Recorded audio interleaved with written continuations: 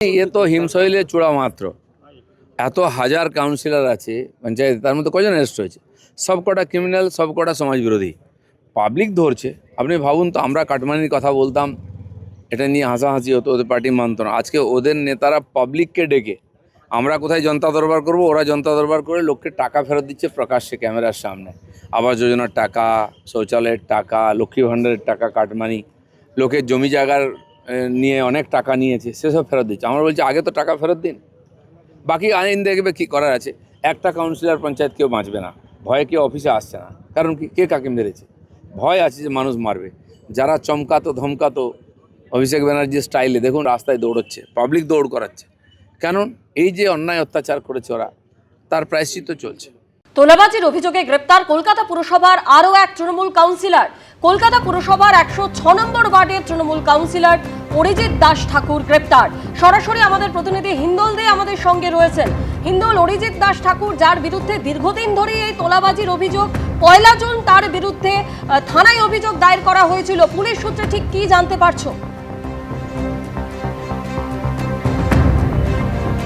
একেবারেই দেখো, গড়ফা থানার পুলিশ সূত্রে যেটা জানা যাচ্ছে যে 1 জুন একজন প্রমোটার এই গড়ফা থানায় একটা লিখিত অভিযোগ দায়ের করেন কলকাতা পুরসভার 106 নম্বর ওয়ার্ডের কাউন্সিলর অরিজিৎ দাস ঠাকুরের বিরুদ্ধে। এবং তার অভিযোগে কিন্তু স্পষ্ট যে তার থেকে লক্ষ লক্ষ টাকা নেওয়া হয়েছে। শুধু তাই নয়, যে অভিযোগ উঠে আসছে পুলিশ সূত্রে যেটা খবর, শুধু এই প্রমোটার নয়, একাধিক প্রমোটার তারা একত্রিত হয়েছেন এবং সাধারণ মানুষজন যারা বাড়ি করছেন তাদের বৈধ কাগজপত্র থাকা সত্ত্বেও তারপরে অরিজিৎ দাস ঠাকুর তাদের থেকে কিন্তু বিভিন্ন সময় তোলাবাজি করেছেন, তেমনটাই কিন্তু অভিযোগ। যেটা গড়ফা থানা পুলিশ সূত্রে খবর, যে প্রমোটার যেটা বলছে যে কয়েক লক্ষ টাকা তার থেকে নেওয়া হয়েছিল তোলাবাজি স্বরূপ। শুধু তাই নয়, তাকে প্রাণনাশের হুমকি দিয়ে সেই টাকা নেওয়া হয়েছে, তেমনটাও কিন্তু অভিযোগপত্রে উল্লেখ রয়েছে। এবং সেই কারণেই জামিন অযোগ্য ধারায় মামলা রুজু করে পুলিশ তদন্ত প্রক্রিয়া শুরু করছে।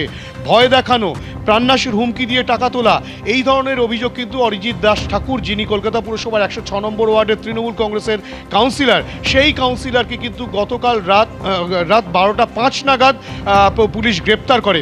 পুলিশ কিন্তু এই অভিযোগ পাওয়ার পর থেকেই তাকে খুঁজছিল।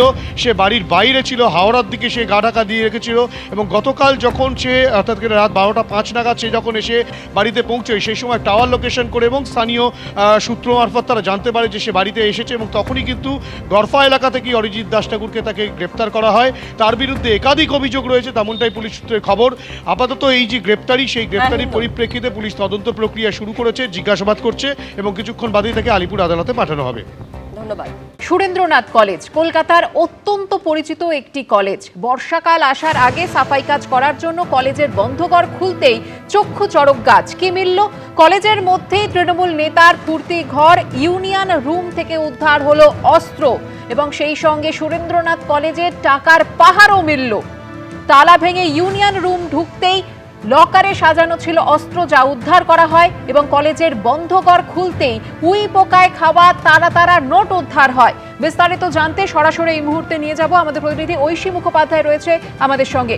ঐশী, এই তারা নোট, অস্ত্র কোথা থেকে এলো, কেন রাখা ছিল এবং একটা কলেজে তৃণমূল নেতার বেডরুম কি কারণে ছিল?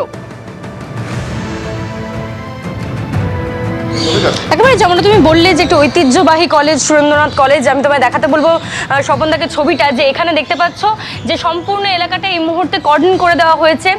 এই যে ঘর, এটা হচ্ছে স্টুডেন্টস ইউনিয়ন রুম, ডে কলেজের ইউনিয়ন রুম। দেখতে পাচ্ছ যে তালা বন্ধ, সিল করে দিয়ে গিয়েছে পুলিশ। ঠিক এই ঘর থেকেই কিন্তু গতকাল আগ্নেয়াস্ত্র উদ্ধার হয়েছে এবং পাশে রয়েছে ইভিনিংয়ের ইউনিয়ন রুম।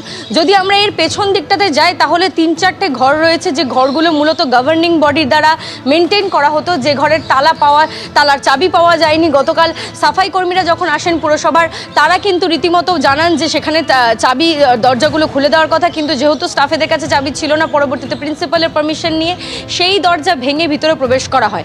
পরবর্তীতে তালা ভেঙে ভিতরে যখন পরিষ্কার কাজ শুরু করা হয়, তখনই কিন্তু সেখান থেকে 2টি ট্রলি বের করে নিয়ে আসা হয়। সেই 2টি ট্রলিতেই দেখা যায় লক্ষ লক্ষ টাকা, ইন্ডিয়ান কারেন্সি, এবং সেগুলো দেখা যাচ্ছে একেবারে উই পোকায় খেয়ে নিয়েছে, ব্যবহারযোগ্য নয়। একটাতে 500 টাকার বান্ডিলের ভর্তি, একটাতে দেখা যাচ্ছিল যে 100 টাকার বান্ডিলে ভর্তি।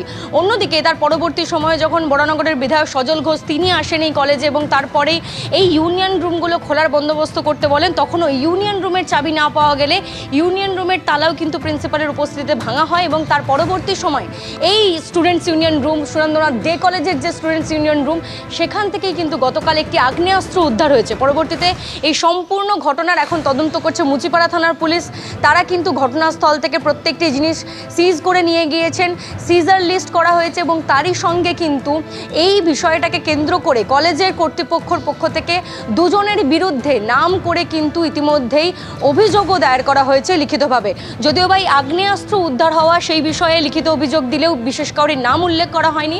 তবে টাকা উদ্ধারের ক্ষেত্রে কিন্তু পরিতোষ দত্ত ভেন্ডার এবং তারই সঙ্গে দেবাশিস বন্দ্যোপাধ্যায় যিনি সরকার মনোনীত সদস্য ছিলেন এই কলেজের পরিচালন সমিতির, তার বিরুদ্ধে কিন্তু কলেজ কর্তৃপক্ষ ইতিমধ্যেই লিখিত অভিযোগ জানিয়েছে। আমি আরেকটা ছবি দেখাতে বলবো তোমাকে স্বপনকে, যে এখানে দেখতে পাচ্ছ ছাদের ওপরে যে টিন দিয়ে ঘেরা অংশ, সেই অংশটাই হচ্ছে টেরেস ফ্যাসিলিটি, যেটা নয়না বন্দ্যোপাধ্যায়, সুদীপ বন্দ্যোপাধ্যায়ের উপস্থিতিতে উদ্বোধন করা হয়েছিল। তারা উদ্বোধন করেছিলেন এবং এই টেরেস ফ্যাসিলিটি এই বছরের 2025 সালের এই 2026 সালের জানুয়ারি মাসে এটা উদ্বোধন করা হয় তড়িঘড়ি এবং এই টেরেস ফ্যাসিলিটিতে একাধিক স্মার্ট রুম রয়েছে যেগুলো এখনও পর্যন্ত অ্যালট করা হয়নি এবং তারই পাশে রয়েছে দুটি গেস্ট রুম।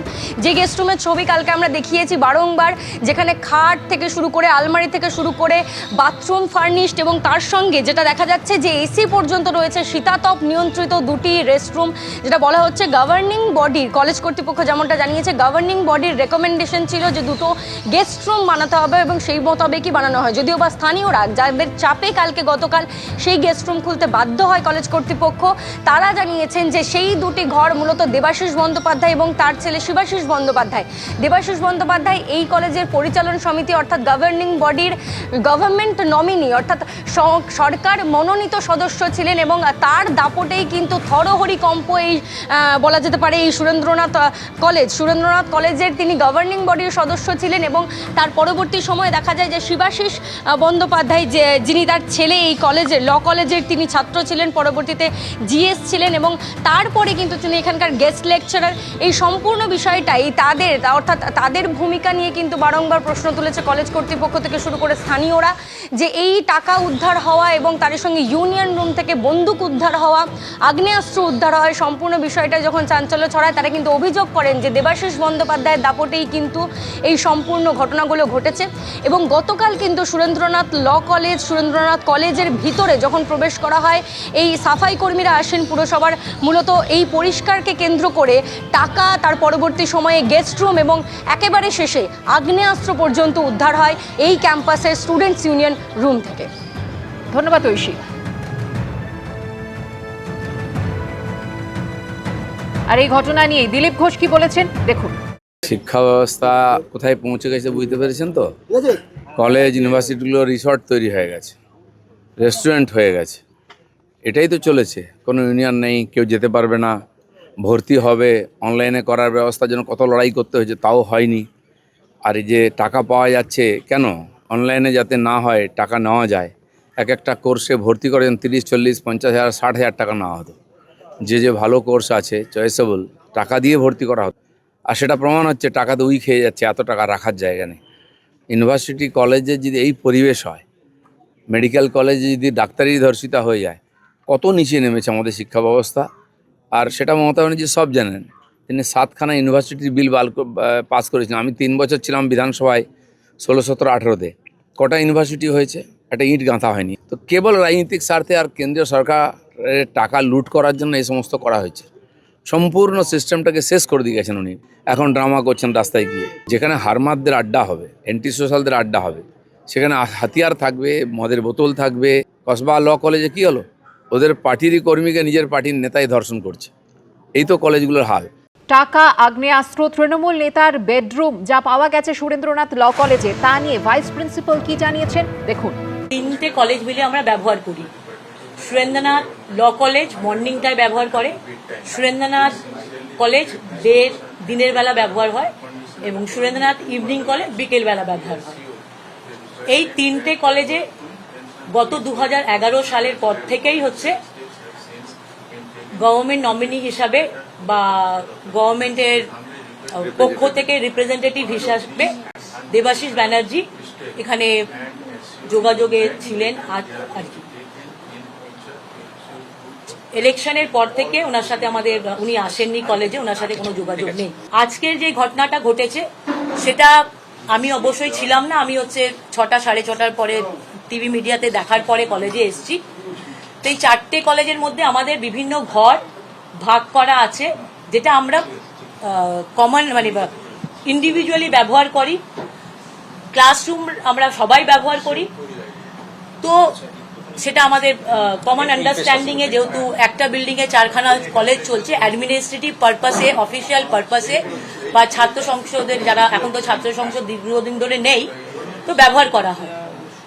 তো এই রুমগুলো নিয়ে আজকে ঘটনা ঘটেছে। ঘটনা জানার পরে আমাদের ইভিনিং কলেজের প্রিন্সিপাল এবং সুরেন্দ্রনাথ কলেজের প্রিন্সিপাল স্যার গিয়েছিলেন, ডাকার পরে দেখা গেছে, সেটা নিয়ে আমরা প্রত্যেকে এফআইআর করেছি এবং আমরা চাইছি এবং আমাদের প্রত্যেকেই হচ্ছে আমাদের যেটা হচ্ছে কি আমাদের চিফ মিনিস্টারের কাছে আমাদের আবেদন কে গোটা ব্যাপারটা নিয়ে ইনভেস্টিগেশন করা হোক, ইনভেস্টিগেশন করে আইডেন্টিফাই করা হোক কি কিভাবে জিনিস ওখানে গেছে, কারা রেখেছে, কি হয়েছে। এবিপি আনন্দ, এগিয়ে থাকে, এগিয়ে রাখে।